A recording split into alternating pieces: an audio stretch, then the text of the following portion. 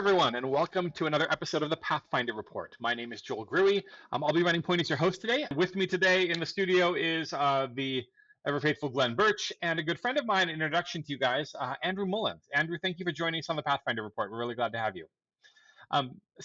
Some quick introductions are in order. If you guys don't know Andrew Mullins or one of his many accomplished siblings, at least if you've been around in Gen J, there's a handful of those floating around. Mullins is kind of one of the original Gen J alum, and from the early days in that program. He currently works in political advertising in Virginia. He's been working in politics for a long time at this point. Probably not quite as long as me, but dang close. And we've done a bit. His experience spans multiple presidential campaigns, political action committees, advocacy orgs, a bunch of different marketing stuff, some interesting stories. If we get to them, then we'll see how many he's willing to share as we go along. But he's kind of one of our local friends and experts on American politics and very much in the political space. And today, our topic is kind of bridging that thing between policy and politics, because we are talking about gerrymandering.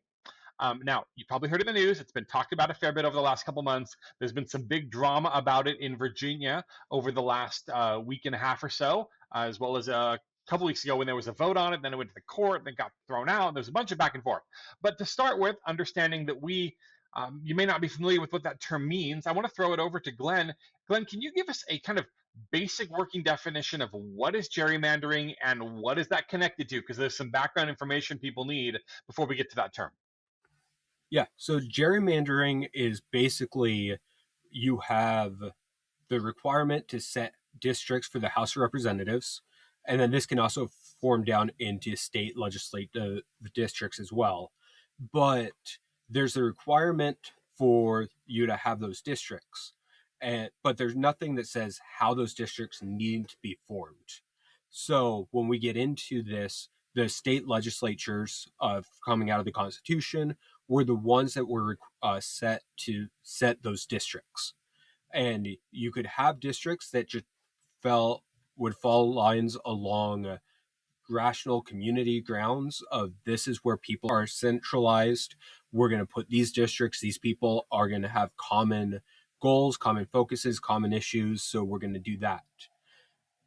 But from the very first time they did redistricting, or at that point the first time they did districting, you had this idea of let's set it up so districts would end up electing the people that we wanted. George Washington was mad at Patrick Henry for doing this in Virginia, where they tried to set up a district that I think it was James Madison wouldn't be able to win. So going all the way back to the beginning of U.S. history, we've had this idea of partisan setting up these districts. The term gerrymandering comes from 1812, when Massachusetts Governor Elbridge Gerry signed a apportionment map that included a district that was shaped like a salamander. And so that was to kind of keep a Federalist candidate from being able to win that area. And a Federalist newspaper termed it gerrymander instead of the salamander. And that term has stuck ever since. And so gerrymandering is basically setting up districts into a way that is meant to bring about a certain outcome by getting voters of a specific type either included or excluded from that district, so you have a safe outcome in that district. All right, thanks. There's our baseline. Now, Andrew, you've worked on a lot of campaigns. You've worked on a lot of districts, areas, and you've probably seen some relatively spectacularly gerrymandered stuff at this point. There's at least a handful that are floating around. Walk back with me a little bit in your experience. Like, when is the first time you looked at a map and you went, "What the heck is going on with this district?" Like, what's the worst you've seen? Walk us through that. What that looks like practically. It's crazy. Well, practically speaking, the purpose of gerrymandering is to keep your party in power in Congress. So state legislatures, right? They have the power to gerrymander. They do it usually every 10 years. There's some crazy maps out there. So Glenn highlighted the original salamander map, which is like a classic from back in the day. But when you look at maps today, like some crazy examples would be like Illinois, right? I think it's Chicago's, I want to say it's their 10th, or Illinois' 10th congressional district or something. There's a few crazy districts in a lot of highly partisan states that will look like it'll put salamanders to shame. The one I'm thinking about in Illinois literally looks like a U, a gigantic U that goes all the way around Chicago. It's one of the most famous examples, but you see it on both sides of the aisle. Republicans do it and Democrats do it. North Carolina is pretty heavily gerrymandered. Northeastern states are heavily gerrymandered. Think, Maine, Massachusetts, New Hampshire, Connecticut. Famously, in those states also, there's no Republican representation because years ago they gerrymandered the Republicans out of power. But I think the favorite examples are for sure the ones you'd see in Illinois. Just look up an Illinois congressional map. It's absolutely wild. Okay, so maybe I'll ask a follow-up question there. You just said that they gerrymandered the Republicans out of New England maps. And to be fair, both sides are doing this. So we're not at all saying this is the one or the other. But that doesn't mean there's no Republicans in New England. It just means they have no elected representation. Is that right? Yeah, that's right. Also, just as a side note, we only call it gerrymandering when the other side's doing it. When it's our side doing it, we call it redistricting. Oh, of course. Right. Yeah. Like both sides have this we only use that language. It's the Leesburg grid, right? How do we want to talk about the other side doing it versus how do we want to talk about us doing it? Same thing. No, that's exactly. And it's not like there's no Republicans in New England. I want to say like around 40% of Massachusetts is Republican. There's a few New England states that actually have Republican governors, right? I think like Vermont, Massachusetts had one recently. I think Maine had one recently. They had Paul LePage before he got replaced, and I think New Hampshire has Sununu, and they've actually got a current Republican governor right now, I believe, right? So there are Republicans in a lot of these states, but the state legislatures and whatever the state process is has made it so that there's no possible way that a congressional map can be drawn that includes a Republican. So while there are Republicans in these states, all the congressional representation is blue. Now, these states are being drawn generally. Okay, let me back up. How do these maps get made? Who makes them? Is this something that is like the federal government's making these and it's coming down from there? Where do these, because we know they get redone every 10 years with the census as people move. But who actually draws the maps? No, famously, the federal government doesn't do that, and that's due to a relatively recent Supreme Court case. State legislatures will draw districts in some states. In some states, it'll be a redistricting, like an independent redistricting commission. And others, okay. It just varies state by state. Every state has a different process. Virginia recently had their maps redrawn from an independent redistricting commission, which was, I want to say, 4 Republicans appointed, or 4 Republican judges, 4 Democrat judges, and then 8 people picked by a court. But Virginia's constitution allows the state legislature to set the boundaries. So essentially what happened is the Virginia legislature, the process in which they passed the maps was ruled illegal by the Supreme Court, or the Virginia Supreme Court, but every state has a different process to do it, is kind of what I'm going into saying. Some is state legislature, some is going to be, court appointed. Okay. But this is not federal. This is essentially state or some variation of state level authority entity, legislative most common, but court or other entities, commissions, etc., where they set up how their state is represented at the federal level. So it's, in a sense, it's state power projecting into the federal government, but in ways that can be used to not maybe proportionally represent all the people in those relative districts. Correct. And now, how do you tell if a state's got, I've seen a lot of gerrymandering going around where you're like, hey, this state votes Democrat, Republican 60-40 or 40-60, whatever, but their congressional representation is like 85-15 or something, like percentage-wise, where they've taken that majority that is smaller and spread it out just broad enough that they can basically override. Basically, what they do is say these people are never going to get someone like, from their viewpoint, in office. Is that kind of the short version of how that's done? Sort of. So you actually touched on 2 of the most weird niche political terms that you can find in this. One is called cracking and one is called packing. I see Glenn smiling. He knows exactly what I'm talking about. So packing is when you stuff everyone else's voters into a few districts so that you can have like a 80-20 majority. So basically, if you have a state that's got Republicans and Democrats, you draw the line so that all the Republicans are stuck in one district, and then all the even districts are basically split out between the Democrats. That's packing. Cracking is when you basically draw the line so that voters appear you basically spread your opponent's voters into as many districts as possible to water down, like to dilute their own. I would say that's probably more common right now. So packing and cracking, look it up. It's pretty interesting. Okay. Okay. So, um, I think that gets us an idea of how it has an impact, because once you have kind of critical mass, then the debate doesn't happen in the general, it happens in the primary, basically, and whoever wins that primary is likely, some weeks something doesn't go wildly wrong. There's obviously some exceptions, but generally speaking, that's going to kind of dictate who's getting elected. Like, so if I'm going to, Idaho or Arkansas, whatever these other states are, and we're like, okay, here's the primary, here's, it's an 80-20 district, RD, or if I'm out in California, it's an 80-20 DR. The debate happens in the primary. I know I was working with a candidate running for office who was actually pretty philosophically close to me, on the right, but he was running in the suburbs of Chicago. He ran in the Democrat primary because running in the Republican primary didn't make any rational sense. Like, the only way he could make any chance was to do it in the Democratic primary, which, from where I sat, felt really weird. But in their case, the only way in was through the Democratic primary, at least in the way they viewed it. So, okay, that answers that piece. Now, we don't normally do this too often, but Andrew, if you were going to pull on your black hat, like hardcore political operative mode for a second, like, ethics are there, but they're kind of on the shelf for a minute. If I handed you a state map and I said, okay, rig it so your team wins, okay, what's the first thing you do to make that happen? Well, you definitely would want to gerrymander your legislative district so that you can maintain power of the state legislature. So how do you do that? Like, what is the thing you need to do to be able to pull that off? Yeah, it depends on the rules of the state. I mean, obviously, you're going to need to have enough allies in the state legislature to do it. You're going to probably need to have some allies in the court system. So a lot of times, right, gerrymandering, there's like a very legal, very straight-laced way that you do it.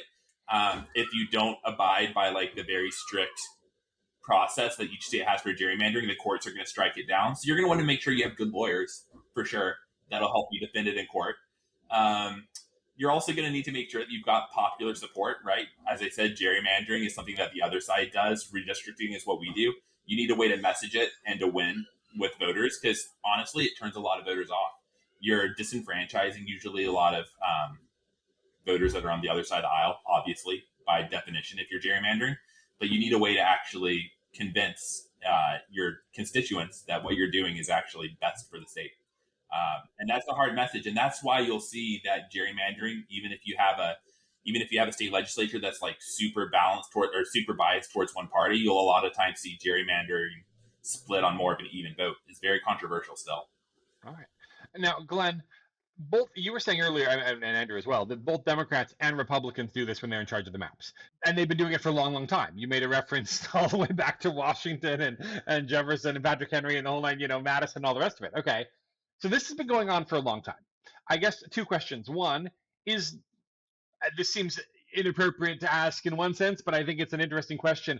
Is one side worse than the other on this? Or is this just a bipartisan bad habit? Both people are on it, like they're both hooked on it, on the drug, and it's both sides are completely down that aisle. Yeah, I think it's mostly a bipartisan bad habit. Okay. You see a lot of this happening on both sides, where both sides will do a lot of the gerrymandering, rigging districts. Sometimes they do it better than others. Sometimes there's unintended consequences. I always think of where I grew up in Pennsylvania. We had a conservative Democrat who was my representative for basically from when I was born. And Republicans threw candidate after candidate after candidate against him and couldn't beat him. So they said, fine, we're going to go to Andrew's term. We're going to pack Democrats into this district. We're okay with him being the person. We're packing in Democrats into this district. We're taking Republicans from that district and putting them into others so we can try to win other seats, which worked well until that moderate Democrat that Republicans worked with a lot lost his primary, because the new Democrats they packed in were more liberal, and they got a very, very far left Democrat out of that district after that. But that was state Republicans that did that gerrymandering and made that political calculation. And so you've got that. You can look at all different states and see gerrymandering happening from both Republicans and Democrats. I'm not sure either side necessarily does it more, Democrats might be better at getting the outcome they actually want out of it, but Republicans, it's not for lack of trying, it's just poor execution on their part at times. All right. Okay. Now, it's shown up recently in the news a bunch, right? We've heard news about gerrymandering coming out of California, Texas, Indiana, South Carolina, Virginia, obviously, several others. But there's something special about this round of it that's different than the way this, because normally this happens on kind of a cycle. I think it's tied to the census, right? We do a census, we see who moved from what states, and part of the reapportionment of representation in Congress, when California loses a representative because people move to Texas and Texas gains one, they have to rejig the districts, right? Because now you have a different number of people, and not to mention the fact that people move within states, right? So periodically it has to be adjusted. But that's not what's happening right now, correct? Like there's something different happening right now. What's going on? Yeah, so right now you're getting this, it's called mid-cycle redistricting. And so what it is we don't have a new census. We haven't changed how many seats in the House of Representatives a state has. The big thing is people aren't happy with the election results from the previous maps. And so they're coming around and trying to redistrict in the middle of that 10-year period, where normally, you get your census. So every 10 years, so 2020, 2030, 2040, you've got the census is going to be done. Over that next year, you have redistricting. And then by 2022, 2032, 2042, you have the new maps in place for the elections. Mm-hmm. And we're having the point now where we're in 2026 and people don't like the results of the elections that came out of 22 and 24. So let's redistrict now and try to change it so we get more seats. This isn't the first time it's been done. I think the first time it was done was Texas back in the early 2000s, in like 2003, I think, was kind of the first time that you started with this mid-cycle. But that's where we're at right now. Well, there's also the political reality, though, of the fact that the House is almost evenly split, right? Like, Right. Very close number of Republicans and Democrats. The midterms are coming up in a few months, and any side is trying to do whatever it can do to gain an advantage in the midterms. Right now, if the House comes down to like 1 or 2 seats in the midterms, these redistricting battles that we're having right now are going to make like a massive difference in who is in control of the House of Representatives. Now, Glenn, you mentioned this, and Andrew, you did as well, is that this can definitely turn off voters in a state where they get annoyed by it. Like, there's a certain level of like, you guys are screwing with the system for your own, short-term political gain or whatever it is. But it very much feels like someone manipulating the rules in a board game when you're trying to play and be like, you don't get to rewrite the rules mid-game. Like, there's a little bit of that vibe that I kind of feel from people that I talk to about it, and that's on both sides. You get people, Democrats and Republicans, who don't like it, and there's other people that are like, no, we play the game to win, and this is technically legal. And it is legal, right? Like, this is not something illegal to. I mean, obviously the maps have to clear whatever the standards are. Andrew, you alluded to like here, there's rules they have to follow for the process. But assuming they do that, this is a legal activity, correct? Yeah, there's no federal law that says you can't. Okay. So whether you can or can't is up to states. Mhm. And they can set laws saying that it has to happen and can only happen every 10 years. But there is no federal law that says you cannot redistrict partway through the cycle. So it is legal, but people don't like it. Why are people so annoyed by this? Like, why do people get annoyed by this? What bothers them about it? Either one of you. Well, I'll jump in and then Andrew can add and make it sound better. But I think some of it is just we have cultural norms that are expected. And so we have grown up, regardless of how old you are,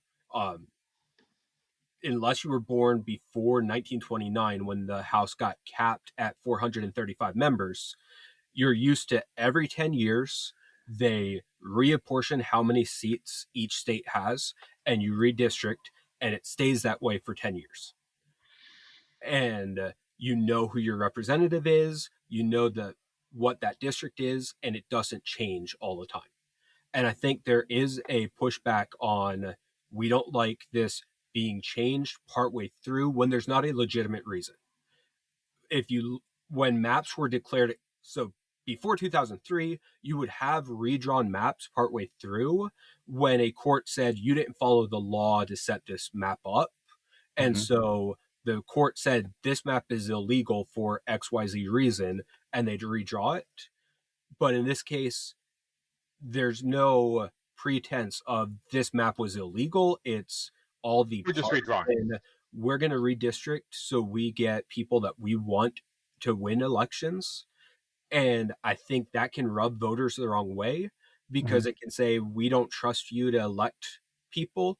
We're going to basically try to rig the outcome of the elections. And so there's a lot of people who get upset because you've got this changing the districts partway through. And while not illegal, it's counter to the norm that we've experienced for almost 100 years now. I think that's exactly right. I think people also hate it because it looks nakedly partisan, right? Like, people expect you to govern fairly, govern in the best will of the voters. Gerrymandering, redistricting, by its very nature is partisan. You're trying to keep your party in power. And by doing that, you're disenfranchising, literally by its definition, other voters. Fascinating. Okay. So let's put this kind of in the light for someone who's just getting to where they can vote. You know, you're 18 years old in a district that has been gerrymandered to some degree. Let's say it's more than just you grew up in a district that is just solidly DNR, but someone's done some maneuvering work. If you're 18 and you're getting to vote, are you looking at this and does this feel like a disenfranchisement where it's like my vote doesn't matter if I'm not on the side of the people that did the district drawing? Does it turn people off from feeling like they have a productive voice in politics? Well, I would say two things. I would say, one, this definitely underscores why your state legislative races matter and state senate races matter. You should be voting in your state races because a lot of times these state legislatures are actually doing the redistricting. So you need to get involved in those races. Those are really important races for this. Second thing is that sometimes gerrymandering runs like very afoul, so you should still vote. Glenn referenced the famous 2003 Texas mid-cycle redistricting. That redistricting cycle ended up basically splitting Austin, super liberal part of Texas, 6 different ways between 6 different congressional districts. What's really funny about that is that Austin's demographics radically changed over the next 20 years.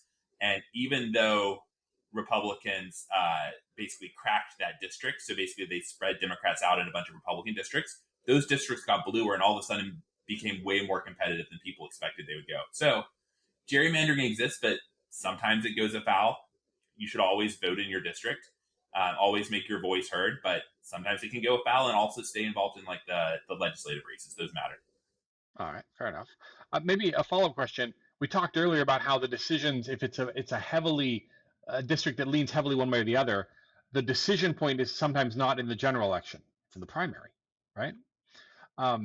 But primaries have a much lower turnout than general elections, and way lower than a statewide, like a Senate or a presidential or a governor. Like if you get to like off-cycle elections where that's not even on the table, turnout can be abysmally low. Like, but it sounds like the way to have accountability for gerrymandering and or in general for the districts is that kind of like down ballot engagement and or engaging in the primary process. Why don't people engage in the primary process? I think the primary process is harder to get involved in because there's less name ID. The candidates have less budget to spend promoting who they are. Glenn mentioned his member of Congress, really pro-life conservative Democrat. It sounds to me like he was running in kind of a purple district. So it sounds to me like a bunch of Republican voters probably may have gotten involved in the Democrat primary and voted in a more conservative candidate. I don't know if that's exactly what happened.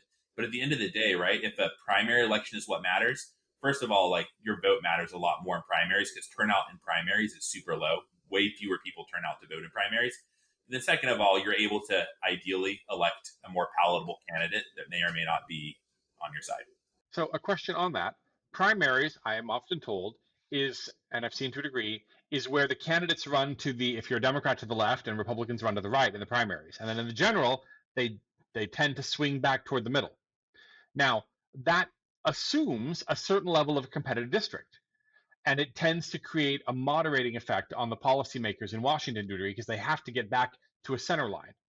But if it's a heavily gerrymandered district, does that undercut the moderating aspect of that, and it's just a run to the edge? I mean, it probably depends on how the district was gerrymandered. If it's a more moderate district, then no. But if it's a packed district where all of a sudden you take one area, you stuff it with 80% of the other party, then I would say, yeah, absolutely. But I also think it's going to result in probably less bipartisan representation in state delegations. So all of a sudden, you're going to have every single member of Congress from one state as one party, every single member of Congress state from the other party. So then at the end of the day, your congressional elections are going to basically be treated as statewide elections. Yeah, I think like we definitely see some people who can win elections. They win their primary and then they can win a general election in a gerrymandered district who would never win a general election in a close to 50-50 district. And so you definitely can get people who are more conservative or more liberal coming out of gerrymandered districts because, and then they can vote as a liberal or as a conservative, like very far right, very far left in the House, knowing that they can lose some moderate Republicans or some moderate Democrats and still win that election. Where if it's a 50-50 district, they have to actually like care more about and do better constituent services, contact voters more, be more in tune to the district because of the fact that they're representing people. And if you lose a couple hundred votes from your party, that could cost you the election.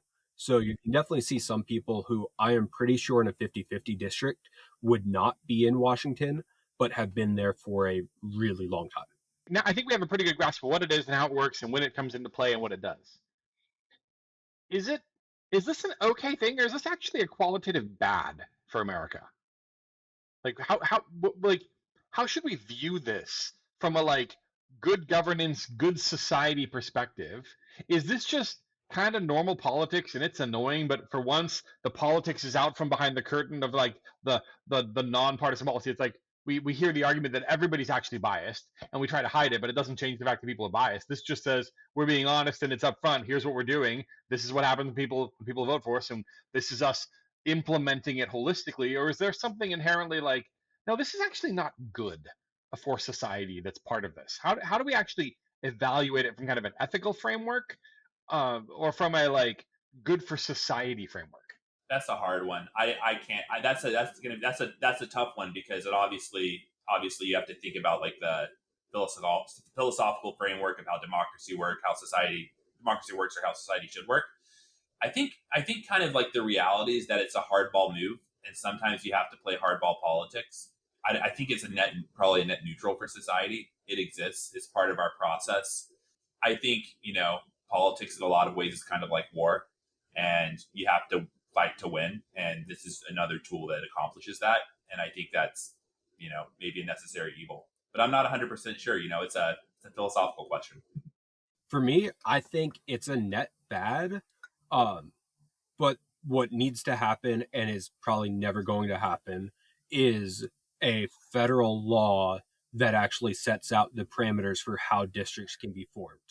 There is constitutionally the role or a path for Congress to set forward, here are parameters for how you can do redistricting, and set up actual scales of this amount is too much gerrymandering, and you can set forward that way in what might lead to having more fair districts.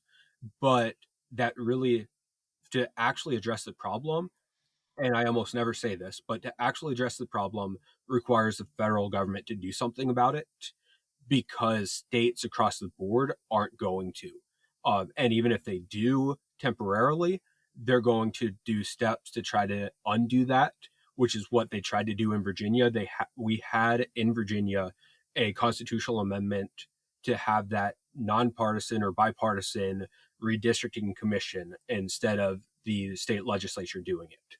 Other states that had state laws regarding how their redistricting could be done, trying to set rules that would keep it from getting too gerrymandered, that now when the state legislature wants to gerrymander it, the first step is just, well, we remove that law. Okay, now we can do what we want. And so until you get a federal law that sets forward what it's going to be across the board, we're going to have gerrymandering happening. And that, to me, just means we as American citizens, regardless of what type of district we're in, need to be more and more involved, because one of the problems that leads into this is just an unengaged citizenry, which is why local elections have such low turnout. primaries have such low turnout, because people don't actually get out and vote until those general elections. I would kind of push on that though. So the federal government has been involved. They were with the Voting Rights Act, which, as we know, controlled districts for southern states. How did something like that work? So where I come from, is like the Voting Rights Act was an attempt entirely in relation to race-based redistricting. And so that led into a whole set of problems. And the packing and cracking comes up there as well, because the idea was, well, you can pack ethnic minorities into districts, but you can't crack them. And so you ended up with majority minority districts, but then they have no chance of having someone of getting a black congressman or any other ethnic minority out of these other districts. And there were issues with what I think was a well-intended law that had issues there, but it also didn't address the partisan side of it. And so you could get around some of the racial side by going, well, this has nothing to do with race. This is just partisanship. And so the Voting Rights Act, I think, was well intended, but poorly executed in some of those areas. And I would hope that Congress can learn their lesson, which maybe I'm too much of an optimist, but they can learn their lesson from that and do something that doesn't have some of the unintended consequences that the Voting Rights Act had. Well, some states used to have at-large congressional districts, right? What do we think of those? Well, only the states that only justify one congressional representative, I think. Oh, that's how it is now, but that's not how it used to be. That's not how it used to be. That's true. That's true. So there were states that did a proportional representation system. And that was until Congress got involved and basically set you need districts that have one person per district. I do like that a lot better than proportional representation system. The upside to proportional representation is if you have 60% vote Republican, 40% vote Democrat, then 60% of the representatives from the state are Republican, 40% are Democrat, and it works out that way based off the vote share.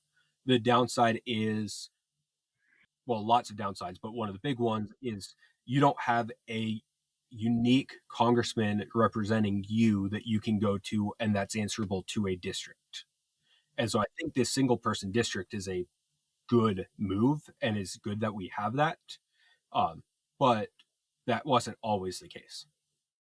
Fair enough. Andrew, I think we've managed to see something relatively unique here. We both had Glenn say that we need a federal answer, and also that it's probably never going to work because the federal government is involved at the same time and the same problem, which means this might have to be one of those, we live in an imperfect world and society, and this is what we've got right now. And it doesn't mean we have to like it or support it, depending on what it is, but it does mean that it's a reality. I think there's probably an element of this where people don't like seeing the naked partisanship coming out in their government structure. They expect it in the campaign, but we expect it to stay in the campaign area. And there's this sort of like veneer of nonpartisanship or bipartisanship or less partisanship that's supposed to be put on when you get elected. And that's not necessarily bad because you do represent people that didn't vote for you in your district. So there's an element if you get elected that you're representing everyone, even the people that don't like you. But at the same time, there's also, I think sometimes it makes us put blinders on to not recognize the political implications of some of what's being decided and done. And redistricting to gerrymandering, depending on which side of the coin you're on when it's getting flipped, kind of makes that very vividly on display in ways that I think make people grumpy about it. Anyway, I appreciate the insight, folks, from both of you. Any other thoughts or observations you want to take on the recent drama on this before I wrap us up here? I'd value any other insights or perspectives you want to throw at us. I was going to say the Virginia drama is especially interesting because Virginia was a constitutional crisis, and Virginia's entire system was basically, at the end of the day, decided by poor processes. I think that's very interesting. I think it's interesting how each different state has different gerrymandering rules. So I think it's something worth knowing. And like, as you get involved in politics and start asking your representatives questions, figure out where they are in it, suss them out on it. My guess is that they'll have some long, convoluted answer on redistricting. As I said, it's not a very popular term, but at the end of the day, curious where they stand on the political realities. It's something worth knowing. It's something worth asking about. Fair enough. I saw the Republicans using a fair bit of footage of the Democrat governor who supported the gerrymandering project or redistricting project, however you want to call it, in Virginia a couple of years prior to that, saying she would not do that and didn't want to do that. And you saw this rather overt change, even though they did win the vote by about 1.5%, I think, something like that. It didn't survive the court scrutiny when they were like, yeah, no, there's actually a legal process and you didn't follow the rules, and you're supposed to follow the rules. Glenn, any final comments? Yeah, I'll just go back to the idea that this is one of the reasons it's so important to be engaged citizens across the board, and that involves actually getting up and going and paying attention to what's going on at state and local governments. It is so easy and so common to only vote in presidential elections and maybe the midterms, but then not to care about what's going on in your state legislature. And it's a state legislature in a lot of states that ends up drawing these districts. And so those down ballot races that people so often ignore have a huge impact on what happens federally. And so we ignore those to our own peril. So this is why it's easy to be cynical when you see everything that's going on right now. But I think the proper response, instead of cynicism and checking out, is going, this is why I'm going to be engaged, and I'm going to get involved and pay attention at local level, state level, and federal level, and take that approach instead of cynically checking out. Well, I definitely can't disagree with that. That being said, that's all we've got for this episode of the Pathfinder Report about gerrymandering in 2026. Thank you, Andrew and Glenn, for joining us on it. For those of you at home, if this is your first time listening to us or hearing about Project Pathfinder, you can head over to projectpathfinder.net to find out more about our programs. You can also find us on Instagram, LinkedIn, Facebook, and of course, at the Project Pathfinder HQ YouTube channel. Subscribe to the Project Pathfinder Report on any and or all of our channels, or wherever you're listening right now. You can catch the next episode in the series. If you want to learn more about Project Pathfinder in general or support our educational work, you can do so again at projectpathfinder.net. We hope to see you all here back next time, and until then, we hope you have a wonderful day. Thanks so much for listening.